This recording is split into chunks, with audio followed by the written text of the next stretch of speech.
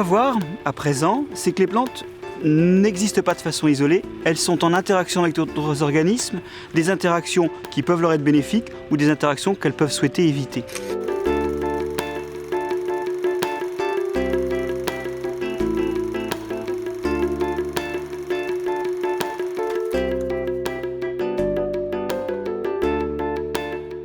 La première interaction à laquelle sont soumises toutes les plantes, mais qu'il leur faut éviter, c'est d'être consommées par d'autres organismes. Et de ce point de vue-là, elles possèdent tout un tas de défenses, des défenses qui peuvent être soit des défenses physiques, soit des défenses chimiques. Par exemple, on a sur cette ronce des épines qui peuvent éviter les herbivores.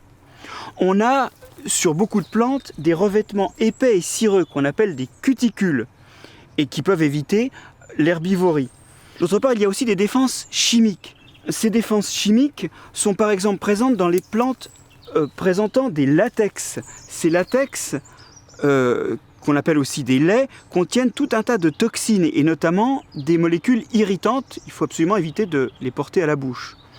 Dans le cas de cette euphorbes, par exemple, ce sont des terpènes toxiques qui rendent ce lait blanc. Alors dans cette lutte contre les organismes susceptibles de les manger, les plantes ont pu recruter des alliés. En milieu tropical, par exemple, il y a beaucoup de plantes qui sont associées à des fourmis qui vont s'attaquer aux agresseurs des plantes. Dans nos régions, les arbres et les arbustes ont souvent recruté des acariens qui sont très visibles, pour peu qu'on regarde de près, à la face inférieure des feuilles, par exemple ici de ce cornouiller, ou encore sous les feuilles de ce tilleul, ou encore même de cet orme. Si l'on regarde de très très près, à l'aisselle des nervures, on voit des touffes de poils qui attirent des acariens qui s'y abritent. Et ces acariens, ce sont soit des prédateurs d'autres acariens, soit des acariens qui mangent des champignons. Et donc, en sortant de ces petits refuges pour se nourrir, ils vont protéger la plante de petits agresseurs qui pourraient s'attaquer aux feuilles. Et ces petits refuges, qu'on voit très bien à la loupe, s'appellent des domaties. Toutes ces stratégies de défense finissent par être contournées au moins par certains animaux qui dans l'évolution trouvent la parade. Et on peut voir assez facilement un peu partout des traces de broutage ou encore des dégâts un peu particuliers liés à l'installation d'animaux durablement sur des parties des plantes. Ici par exemple, on a une foliole complètement modifiée par l'installation de pucerons. C'est ce que l'on appelle une gale, c'est-à-dire une partie de la plante déformée par un parasite. Et on voit très bien, en ouvrant cette gale, on voit très bien à l'intérieur des pucerons. Et le fait que ces plantes soient consommées, c'est à la base de leur rôle écologique de producteur primaire, c'est-à-dire ce rôle de production par le biais de photosynthèse d'une biomasse qui va être ensuite réutilisée par d'autres organismes dans les écosystèmes.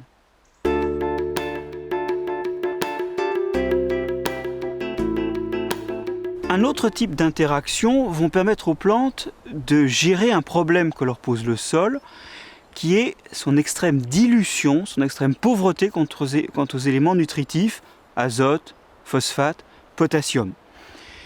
Plein d'interactions avec des micro-organismes du sol vont les aider à recruter ces éléments qui sont nécessaires à leur croissance. Pour la plupart des plantes, 9/10 des plantes, cette interaction se fait avec des champignons du sol.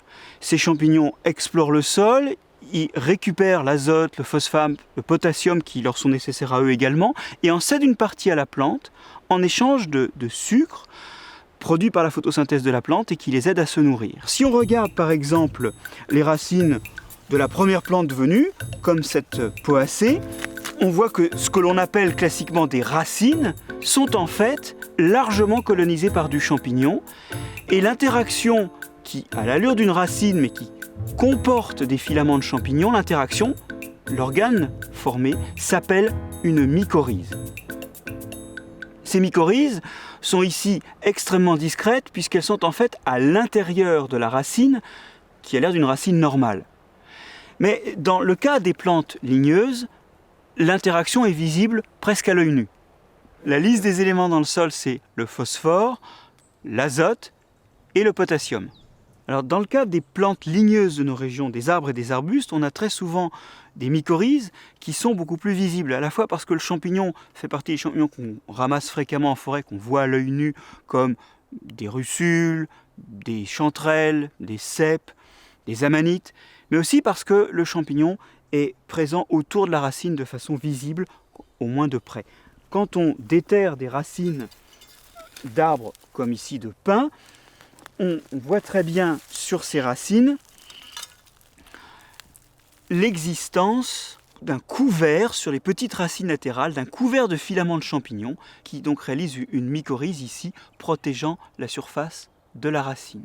Cette interaction a aussi l'avantage de protéger physiquement la racine des agressions du sol, aussi bien des agents toxiques du sol que de petits parasites qui pourraient attaquer les racines. Certaines plantes interagissent avec des bactéries qui sont capables de transformer l'azote de l'atmosphère en acides aminés et qui leur permettent donc d'avoir accès à des ressources azotées très importantes. Ce sont en particulier des plantes de la famille des légumineuses, comme cette gesse ici. Et dans ces cas-là, les bactéries sont situées sur les racines. Lorsqu'on les déterre, on voit aisément ces gros renflements de couleur rosée où se trouvent les bactéries hébergées par la plante et qui lui fournissent de l'azote. Alors les bactéries qui réalisent cette fixation de l'azote ont été utilisées par l'homme depuis la plus grande antiquité de façon empirique, en plantant des légumineuses pour amener de l'azote au sol. On parle d'engrais verts, c'est une pratique agricole courante. On voit donc que les plantes ont souvent recours à des micro-organismes du sol pour accéder aux nutriments qui s'y trouvent. Et ce n'est pas très étonnant si on se souvient que les ancêtres des plantes étaient sans doute des algues qui bien sûr n'avaient pas de racines et étaient incapables d'exploiter les ressources du sol. Lors de la conquête du milieu aérien, c'est l'association à des micro-organismes du sol qui a permis à des algues de devenir les plantes que nous connaissons. Et lorsqu'elles ont acquis des racines, qui ont surtout au départ été des organes pour interagir avec des micro-organismes, elles ont ensuite pu utiliser ces racines de façon autonome et c'est ainsi qu'aujourd'hui on a 10% des plantes qui sont capables de se nourrir de façon relativement autonome en utilisant seulement leurs racines.